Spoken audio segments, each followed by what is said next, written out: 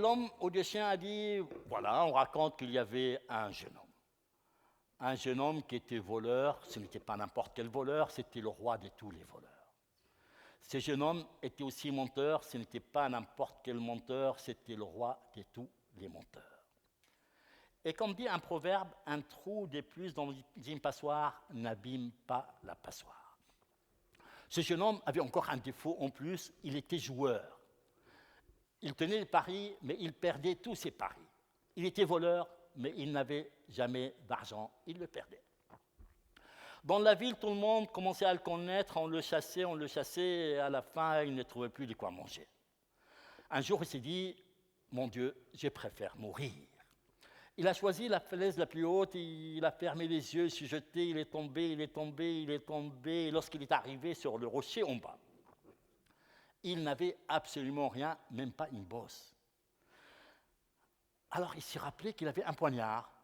Il a pris son poignard, il voulait s'époignarder le cœur. Mais voilà, dans sa chute, le poignard s'était cassé. Alors ce jeune homme ne comprenait plus rien du tout. Et soudain, il a entendu rire derrière lui. Il s'est retourné, il l'a vu, il l'a reconnu. C'était la mort. Et elle avait un grain de beauté sur la nuque, juste au-dessus de l'oreille gauche, et dans son dos. Dans son dos, elle cachait ses ailes. Il lui dit, mais toi, la mort, prends-moi, je vais mourir, pourquoi tu ris? Il dit, je ris parce que tu essayes pour rien.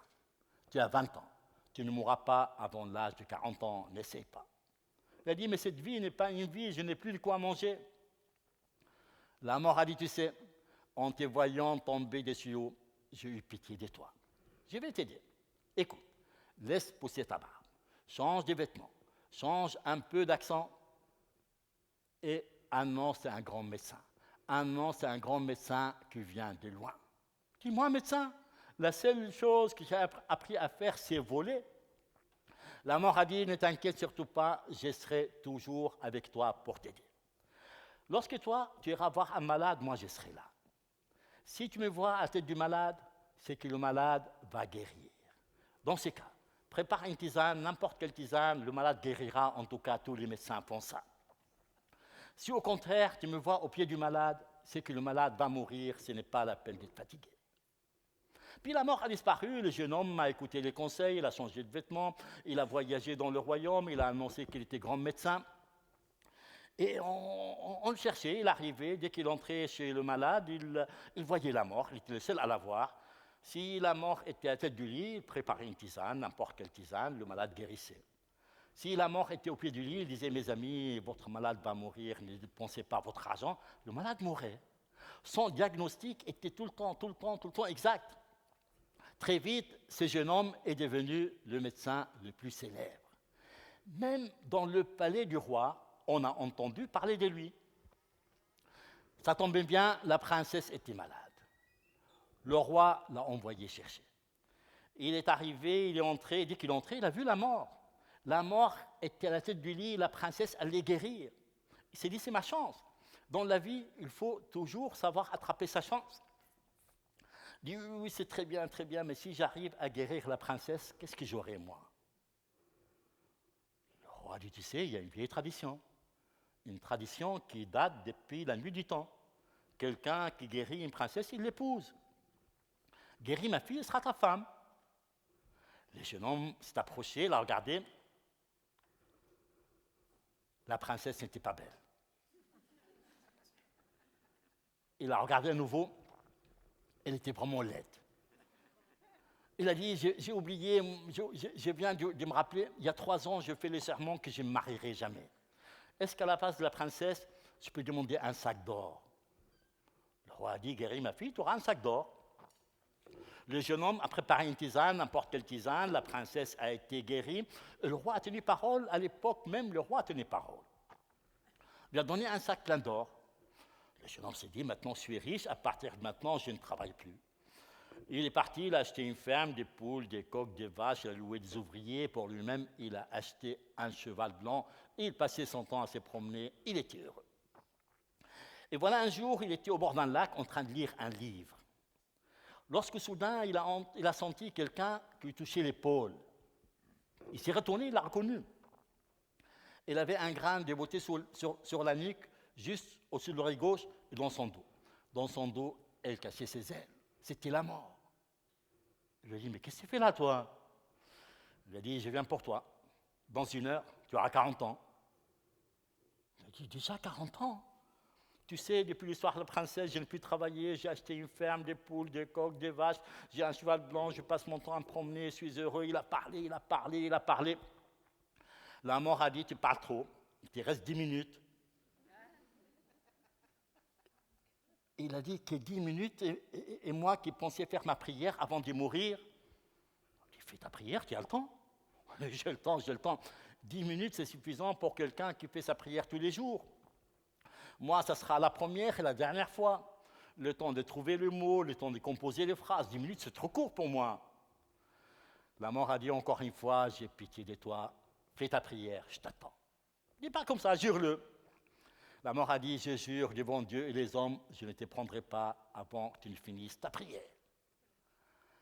Le jeune homme a dit, t'as juré? À mon tour de jurer. Je jure devant Dieu et les hommes, je ne commencerai jamais, jamais, jamais ma prière. La mort était embêtée. La mort est un ange et les anges tiennent parole. Mais lui était heureux, il a pris son cheval blanc, il a galopé, galopé, galopé. Il voulait s'éloigner le plus loin possible. Mais de temps en temps, il se retournait pour voir si la mort les suivait. La mort ne les suivait pas. La mort était assise derrière lui sur le cheval, la mort était agrippée à lui, il ne l'avait pas lâché. Il a galopé, galopé, il est arrivé dans une forêt.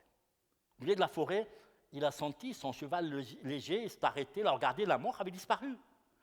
Il a arrêté le cheval, il a mis pied à terre, il a regardé, il a grimpé dans un arbre, regardé au loin.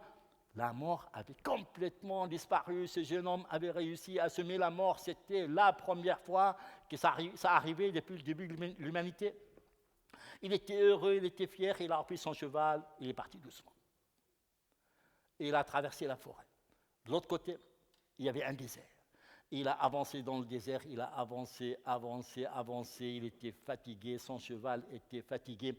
Ils étaient épuisés tous les deux quand soudain, au loin, il a vu un palais qui scintillait en plein désert. Il s'est traîné à moitié mort, il a quitté son cheval, frappé à la porte. Il a entendu des pas légers, la porte s'est ouverte. Une princesse, une vraie princesse, belle, jeune, magnifique, a ouvert la porte. Oui, l'étranger est en train de mourir de soif, de faim, ton cheval aussi. Entre, entre. Elle a donné à manger au cheval, l'a conduit, lui il s'est lavé, il a bu, il a mangé, puis il a retrouvé ses forces. Puis il a dit, mais c'est étrange. Un palais en plein désert avec une princesse toute seule, il n'y a pas de servante, pas de serviteur, il n'y a personne dans ces palais. La princesse a soupiré. Elle a dit, ah oui, mon roi, mon père le roi est bizarre. À ma naissance, il a décidé que j'épouserai le jeune homme que le destin mettra sur mon chemin. Et quand j'ai grandi, il m'a fait construire ce palais en plein désert. Il m'a dit, voilà ma fille, tu épouseras le jeune homme qui frappera à ta porte, ça sera ton destin. Le jeune homme qui frappera à ta porte, le jeune homme a osé. Il a dit, quelqu'un a frappé avant moi? La princesse a rougi, il a dit, non, j'espère qu'il n'y aura plus personne. Alors lui, il a osé plus. Il a dit, si je demande ta main, tu diras oui, ce sera mon épouse. La princesse a baissé la tête. Et lorsqu'une princesse baisse la tête, ça veut dire oui. Lui, il était fou de joie. Lui, tu sais, maintenant je suis reposé, mon cheval est reposé. Je vais partir en ville, trouver un juge et 2 témoins, nous allons nous marier. Il lui a dit, un juge et 2 témoins? Et pourquoi? Est-ce que par hasard ton cœur ne serait pas pur? Il dit, si, tu sais, je suis voleur, menteur, mais pas assassin.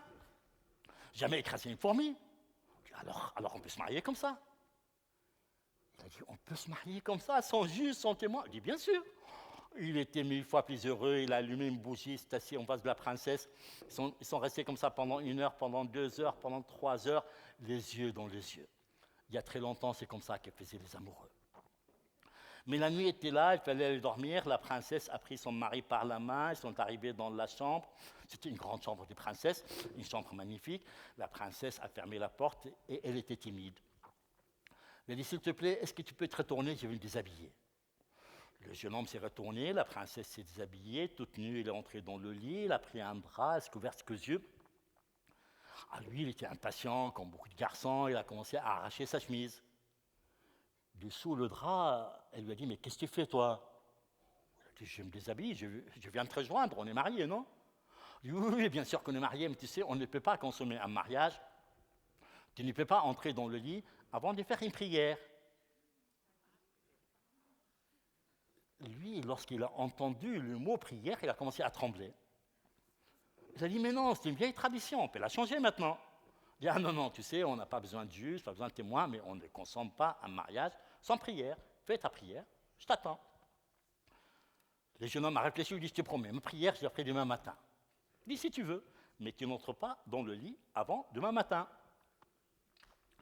Lui, il était embêté, la princesse était là, juste à côté, toute belle qui l'attendait. Il a dit, t'es sûr, lui, sûr, même très courte, mais une prière. Il a regardé sous le lit, il n'y avait personne. Derrière le rideau, personne. Devant la porte, personne. Il a fermé les yeux. Il a choisi la première prière qui est venue dans sa tête. Bismillah ar-Rahman ar-Rahim, alhamdulillah rabbil alamin, ar-Rahman ar-Rahim, Malik yawmiddin, iyyaka na'budu wa iyyaka nasta'in, ihdina as-sirata al-mustaqim, sirata alladhina an'amta alayhim, ghayri al-maghdubi alayhim, wa lad-dallin. Amin. Et tout content, il a enlevé ses vêtements tout nus, il a sauté dans le lit, il a pris le drap, il l'a envoyé loin, loin, loin. Dans le lit, la princesse l'attendait, les bras ouverts, un grand sourire aux lèvres. Le jeune homme a regardé. Il l'a reconnue. Elle avait un grain de beauté sur la nuque, juste au-dessous de l'oreille gauche, et dans son dos. Dans son dos, ses ailes commençaient à s'ouvrir.